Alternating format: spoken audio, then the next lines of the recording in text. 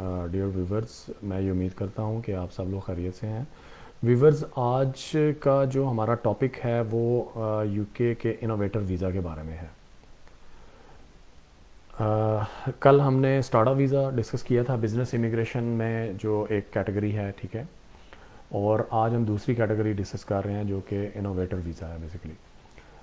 Viewers, innovator visa भी उन लोगों के लिए है जो कि परमानेंटली तौर पे यूके में सेटल होना चाहते हैं, ठीक है, अपनी फैमिली के साथ या अकेले, दोनों सूरतों में पॉसिबल है। और इसमें जो इसकी मेन रिक्वायरमेंट है वो है आपके पास इनिशियल इसकी जो एक रिक्वायर्ड इन्वेस्टमेंट है, £50,000 आपके पास होने चाहिए, ठीक है। और दूसरी इसकी बड़ी इन्वेस्ट जो रिक्वायरमेंट है वो just like startup visa endorsement letter है, जो कि एंडोर्समेंट बॉडी इशू करती है। और इसको बेसिकली सिर्फ बिजनेस एंडोर्सिंग बॉडीज़ जो है ना वो डील करती हैं, जिनसे आपको एंडोर्समेंट लेटर मिल सकता है, ठीक है। और इसमें एजुकेशन बॉडीज़ नहीं होती जिस तरह से वो जो स्टार्टअप वीज़ा था उसमें होती हैं, ठीक है। 46 इंडोर्सिंग बॉडीज़ हैं बिज़नेस की, जो आपके बिज़नेस प्लान को बेसिकली इंडोर्स करती हैं, ठीक है। इसमें भी स्टार्टअप की तरह से जो है आपका बिज़नेस आइडिया जो है, बिज़नेस प्लान जो आपने बनाया है वो बिल्कुल इनोवेटिव होना चाहिए। इनोवेटर मतलब एक न्यू आइडिया हो, वाइबल हो और थोड़ा एग्जिस्टिंग जो मार्केट में है उससे हट के हो, ठीक है। और इसके नाम से ही ज़ाहिर है कि इनोवेटर, ठीक है।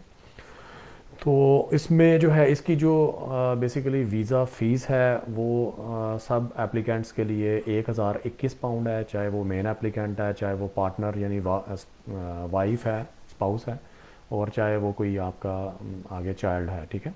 सब के लिए £1021 आपकी जो है वीज़ा फ़ीस है। और व्यूवर्स, इसमें भी बेसिकली ट्रैक तो 5 इयर्स का है, ठीक है। अगर आप थोड़ा सा जो है लीनियंट कंडीशंस के साथ जाते हैं, ठीक है, तो 5 साल में आपको सेटलमेंट के लिए आप एलिजिबल हो जाते हैं। और आप after completion of 5 years you can apply for indefinite leave to remain. लेकिन इसमें जो है ना एक आपको ये भी एज है कि आप 3 इयर्स में भी सेटलमेंट ले के लिए एलिजिबल हो जाते हैं, ठीक है। और जो 3 इयर्स का ट्रैक है बेसिकली उसमें एक तो उनकी रिक्वायरमेंट जो है वो £50,000 है इन्वेस्टमेंट की। और जबकि दूसरी जो है ना वो बेसिकली है आईपी रजिस्ट्रेशन की, यानी आप अपने इंटेलेक्चुअल प्रॉपर्टी जो होता है, ट्रेडमार्क या आपका लोगो है, आपका ब्रांड नेम, वो आप रजिस्टर करते हैं वहाँ पे। जो भी प्रॉपर्टी को रजिस्ट्रेशन के लिए, यानी इंटेलेक्चुअल प्रॉपर्टी को रजिस्ट्रेशन करने के जो भी बॉडीज़ हैं, जो भी स्ट्रक्चर्स हैं, ठीक है, उनके साथ आप रजिस्टर करते हैं। या एक और भी है इसमें कि आप 10 फुल टाइम एम्प्लॉयज़ रखते हैं, जिनकी एनुअल जो ग्रॉस सैलरी है वो £25,000 होती है, ठीक है। मतलब एक तो हो गई £50,000 इन्वेस्टमेंट की रिक्वायरमेंट, ठीक है, वो आपने मीट कर ली। और इन दोनों में से कोई एक अगर आप कर लेते हैं, यानी या तो आप £25,000 जो है एनुअल सैलरी दें 10 फुल टाइम एम्प्लॉयज़ को, या फिर आप जो है ना वो इंटेलेक्चुअल प्रॉपर्टी रजिस्टर करवाएं रिलेटेड जो बॉडीज़ हैं उनके साथ, ठीक है।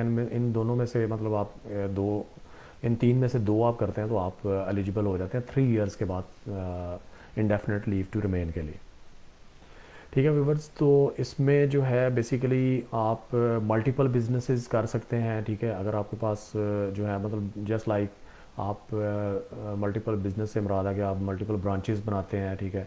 एक आप बना रहे हैं लंदन में, ठीक है, एक आप बना रहे हैं मैनचेस्टर में, एक आप स्लाओ में। इस तरह से मुख्तलिफ एरियाज़ में आप जो है ना मल्टीपल बिजनेसेस जो है ना स्टार्ट कर सकते हैं, ठीक हो गया।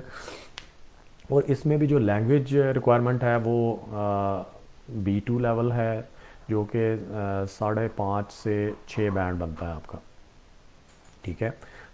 CFR लेवल B2 इसके लिए रिक्वायर होता है, ठीक है, जो कि कोई ज़्यादा मुश्किल नहीं है, ठीक है। थोड़ा सा अगर कोई मतलब पढ़ा लिखा बंदा इवन के इंटर उसने किया हुआ है, he can fulfil this requirement, ठीक है। इसमें आप अपने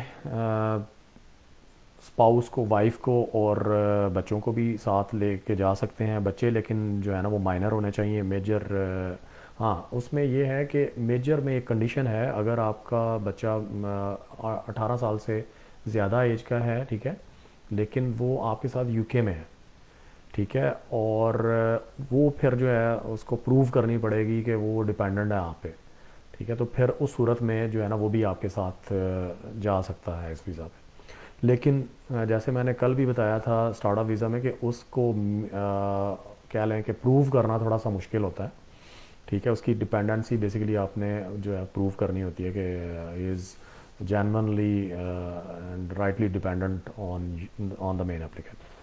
ठीक हो गया जी। इसके बाद जो है उसमें भी ये 3 साल का वीज़ा इनिशियली ग्रांट होता है आपको, और इसके बाद जो है फर्दर 3 इयर्स, फिर 3 इयर्स इस तरह से एक्सटेंड होता रहता है अनलिमिटेड टाइम के लिए, ठीक है जी।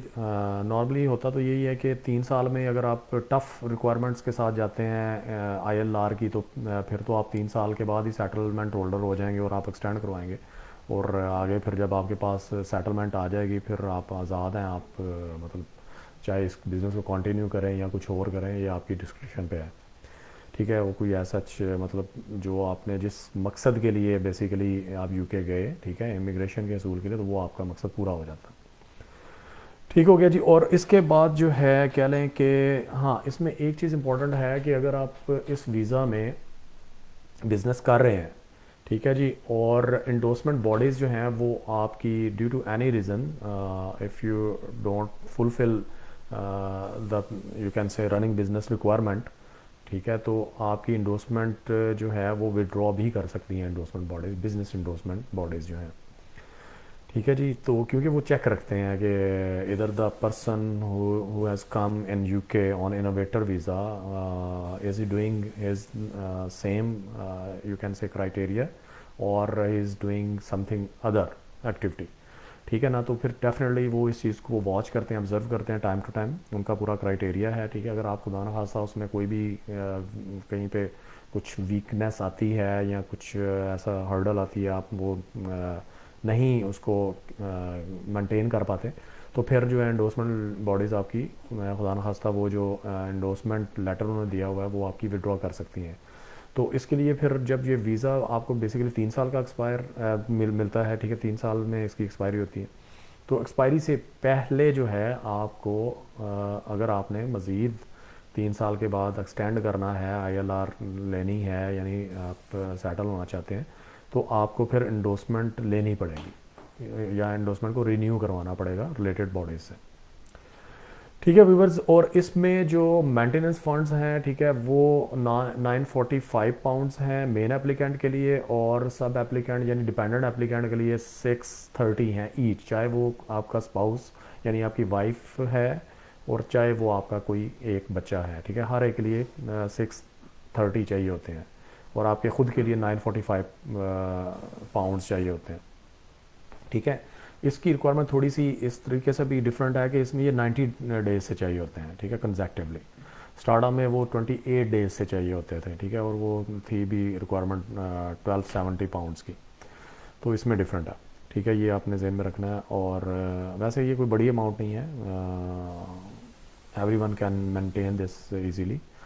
और इसमें जो है हेल्थ सरचार्ज वो इनका सेम है, 1 साल के लिए 624 पाउंड है, ठीक है। 3 साल का मिलेगा तो मल्टीप्लाई बाय 3 कर लें और वो 3 टाइम्स जितनी अमाउंट बनेगी वो बनती है, ठीक है व्यूवर्स। तो ये था हमारा आज का टॉपिक, और मैं कोलीग से भी एक्सपेक्ट कर रहा हूँ कि वो क्वेश्चन है तो पूछ सकते हैं।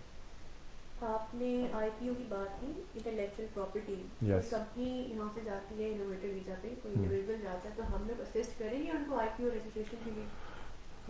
जी बिल्कुल। बेसिकली ये है तो बड़ा टफ़ क्राइटेरिया, ठीक है, लेकिन चूँकि हमारे मैंने पहले भी बता चुका हूँ कि हमारी ना प्रेजेंस है UK में, ठीक है। बॉस जो हैं हमारे UK के प्रैक्टिसिंग लॉयर हैं, and he is having an office in UK, so he knows all this criterias in the real sense, so we can assist.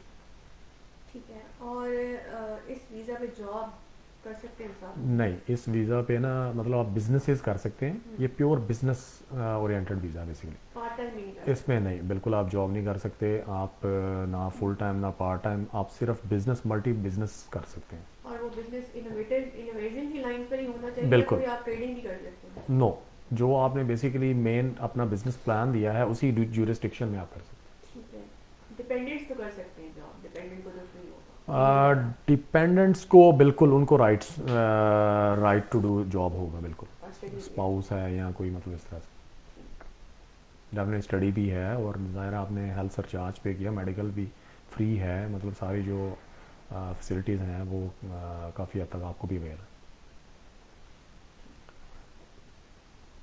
है। व्यूवर्स आप भी क्वेश्चन कर सकते हैं कमेंट में, अपने जो है ना क्वेश्चंस लिखिए, ठीक है, हम डेफिनेटली उनको ऑनर करेंगे, उनको रिप्लाई करेंगे। और तो आज के लिए इतना ही काफ़ी है, ठीक है। नेक्स्ट इंशाल्लाह किसी अच्छे टॉपिक के साथ आपकी खिदमत में दोबारा हाज़िर होंगे। तब तक के लिए अपना बहुत सा ख्याल रखिए, कॉल अपना बहुत सा ख्याल रखिए। और जैसे मतलब सेशन के एंड पे मतलब हम आपसे रिक्वेस्ट करते हैं, हमारे सारे कॉन्टैक्ट डिटेल्स वगैरह दी हुई हैं, ठीक है। तो आप उन पे जो है अपने कोई भी आपका क्वेश्चन हो वो आप पूछ सकते हैं, ठीक है। अपना ख्याल रखिए।